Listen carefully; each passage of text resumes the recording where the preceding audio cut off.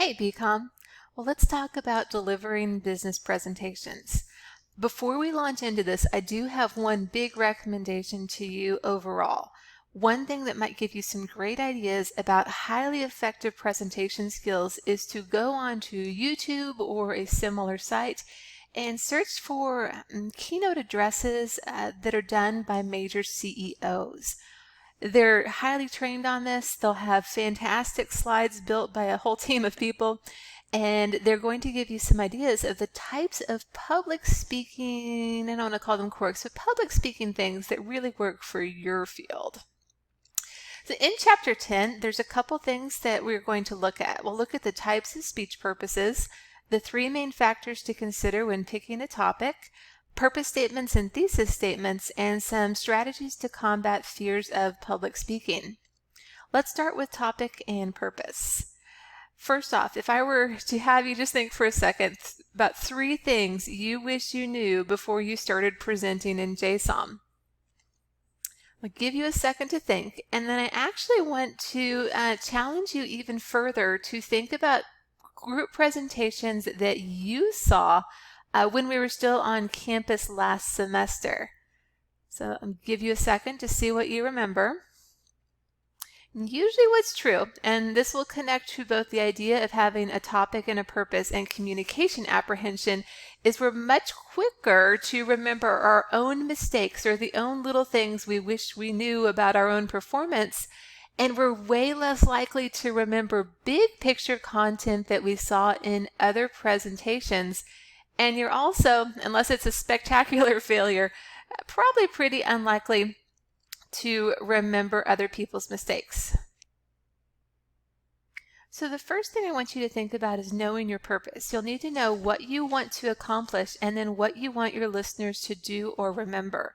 If you have those two things in mind, it is much easier to create a presentation that includes things like, for example, primacy and recency that we talked about in the last lecture. For class presentations, of course, you're trying to accomplish, just be blunt here, a good grade. But more importantly, if you're in a class presentation where you're giving other students information they need to retain, you need to think about how to structure that presentation so that they actually retain it. Those are really key ideas there. So all the parts of your presentation should be focused toward your purpose. If you think of a sales presentation, that means everything in there is focused towards probably either closing the sale or building the relationship. On the flip of that, let's say you're giving a presentation about staffing and there's no persuasive outcome here, it's just an update, then you're going to have a purpose of educating and updating, which means you can start to include different elements or perhaps organize the presentation differently. The big purposes we're looking at for speeches actually go back to Aristotle's original way that he talked about speech purposes. The original categories are still really similar to this, which is funny, thousands of years later. That is the idea that speeches either inform, demonstrate, persuade, entertain, or mark a situation. So if you had any classic speech classes, if you had any classic speech classes, then you've heard those before. In business, we go through a lot of the same categories. You might be informing people about a building progress. You might be demonstrating to someone how to use something in Tableau. You might be persuading your boss that you need a promotion. You might be entertaining people when somebody in accounting retires and you have to give a speech, but that also can be something where you're marking a situation. The three big things you need to think about are your topic, your time, and your interest. Y'all are pretty good at this already. When you get an assignment sheet for a presentation, you know to think about the time. How long is this going to be? But I want to push you here to think about your topic and then the interest level of your audience. It's really key to know what they want out of this. If you were in a big corporate setting, you might even do surveys for your audiences to understand how much they know already about the topic and how much more they want to know.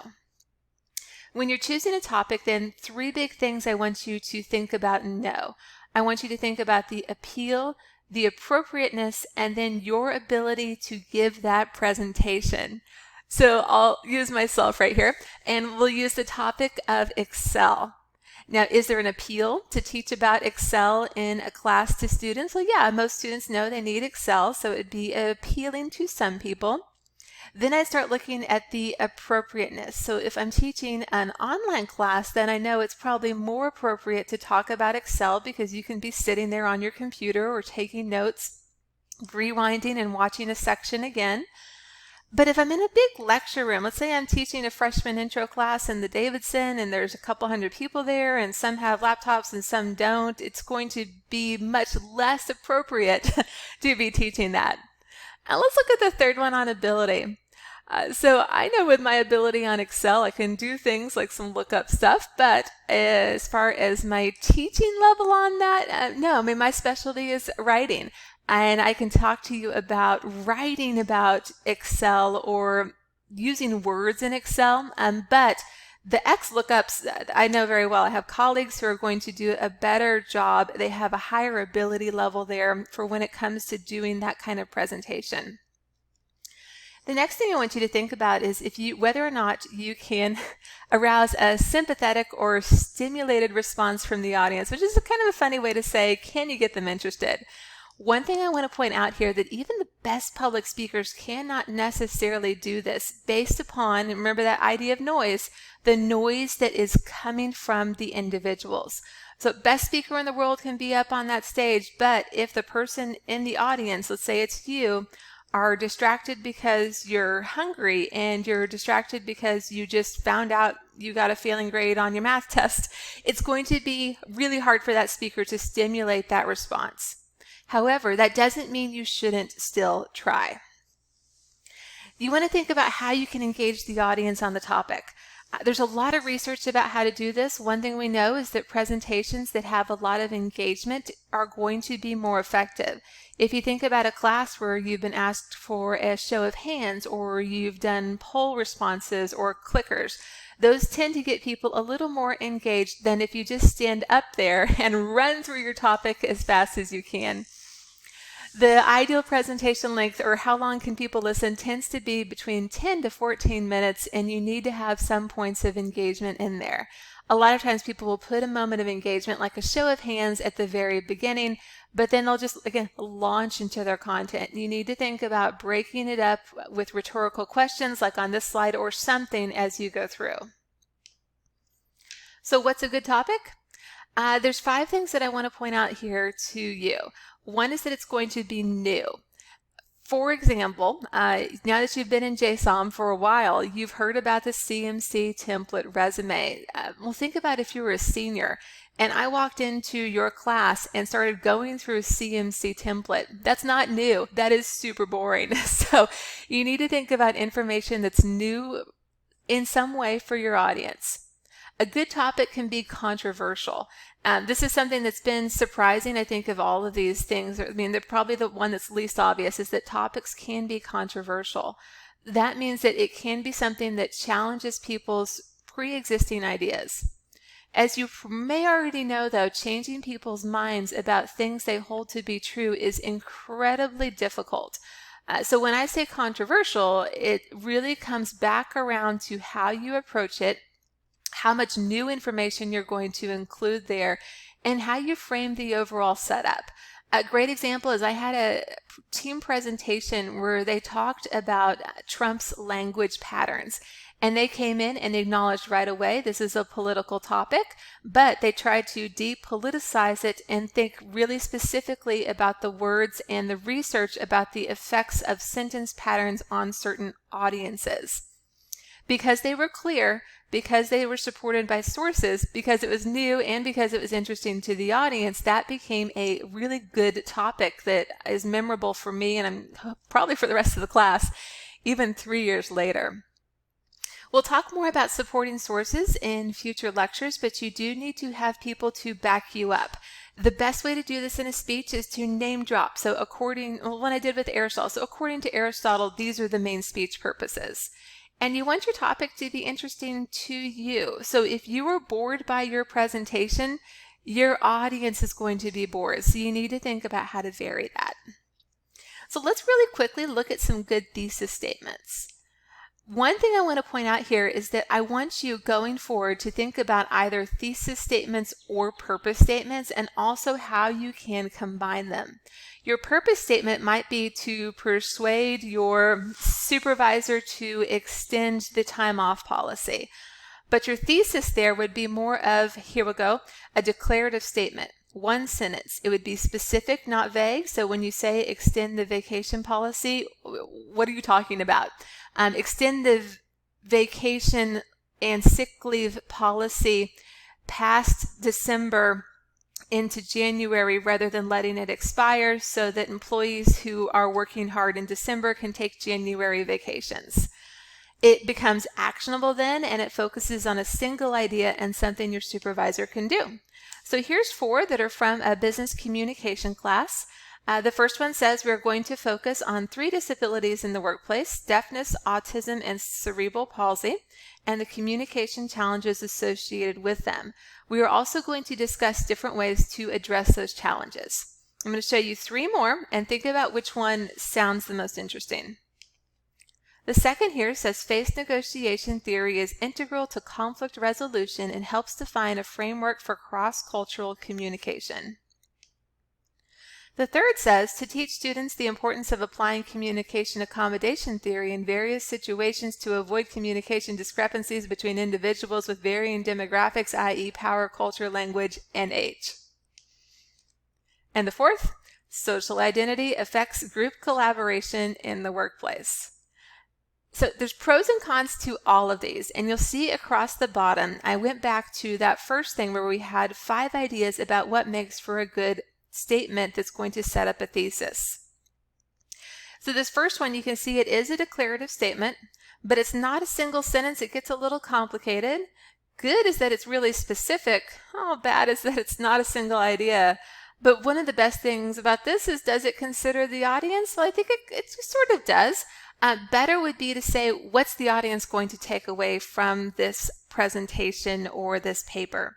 What this team was actually doing is giving people ways, so both knowledge about the ADA requirements for these 3 disabilities, and then things they needed to know to make sure that those people receive the best accommodations possible.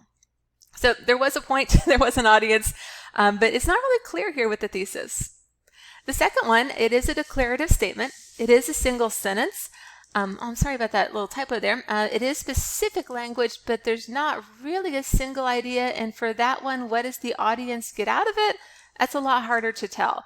And I would say, as far as specific language, it could go a little further. Cross-cultural communication, it's good to have a framework for that, but the framework for a high context culture is going to be really different than a low context culture. On this third one, it is not a declarative statement or a single sentence. In fact, it's not a sentence, it's a phrase. It has really specific language. I mean, that's the best part about this. You can kind of see how they're starting to set up their presentation, but it's not a single idea either. There's several different things going on. The way that they could have fixed that is to pull back a little bit towards the big purpose and focus on what's the audience takeaway. The audience takeaway is avoiding discrepancies between individuals with different demographics, but they could simplify that if you were doing a class presentation. On the last one, it's declarative, it's a single sentence, it's a single idea, but so what for the audience? One way that I think is a really good question, if you just want to think about one simple way to make your thesis statements better, ask, so what? So what that our social identity affects how we work in teams? I mean, obviously we kind of know that. This needs to be way more specifics and way more focused on what the audience can take away. Contrast that just a little bit with this one. This is a really good thesis statement. So it's one sentence, it's declarative, it has specific language, it has some takeaway for the audience. And you can think about how if you took this sentence and then coupled it with the idea of a purpose statement where you have what the audience takeaway is more spelled out, it would be a really effective way to go forward. All right, so the last topic here is a really quick one on communication apprehension. I'm going to post a link on eLearning, and it will be to a PRCA24. That is the Personal Record of Communication Apprehension. It is a 24-question quiz that goes through and can help you identify some of your areas of apprehension. First off, it's normal to be nervous, and in fact, being nervous is good because when you can harness some levels of apprehension, it's going to improve your performance. Don't beat yourself up for small mistakes, and particularly if you make a mistake, don't go point that out to the person who's grading your presentation. Let it go. If you are organized and prepared, it's going to go a long way. Usually the teams that end up in JSOM with the highest levels of apprehension are the ones who did not do a practice. Doing even one good group rehearsal in the classes I've taught can make the difference between an A and a B or a C on a presentation. And ideally, if you can pick a topic that you care about, it's going to be easier. That also means that if you're doing a group presentation and you know you have a lot of communication apprehension, think about primacy and recency. Don't be the primacy person, don't do the recency, so beginning and end. Pick something that's in the middle and maybe something that's more concrete and a little bit easier for you to talk about. So in review, think about the different types of speech purposes as you go forward. This is a way that's going to help you think about what content I want to have in there. Think about the three main factors, so appeal, appropriateness, and ability when picking your topic. Think about a specific purpose. So how do you do that? What are the main purposes? And then think about what does a good thesis statement look like.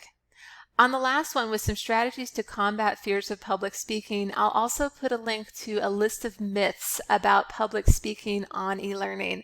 It's a really good way to circle back to the idea that the best way to get better at doing public speaking is simply to keep doing it. For most people, unless you have some really significant anxiety, which I'd encourage you to take up with the Counseling Center, they're fantastic. You can address the types of anxiety you have by doing a number of speeches. In fact, one of the fun ways that they do this at another university is they have people give their presentations to a dog. There's one university that actually has a dog lab, which I would love to see one day at UT Dallas.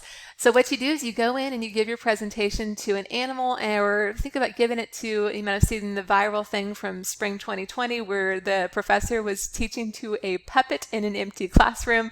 Something like that relaxes you and will make you look more confident. The more confident you look, the more the audience is going to trust you and attribute more positive factors to their evaluation of your performance. Well, good luck, and feel free to reach out to me if you have any questions.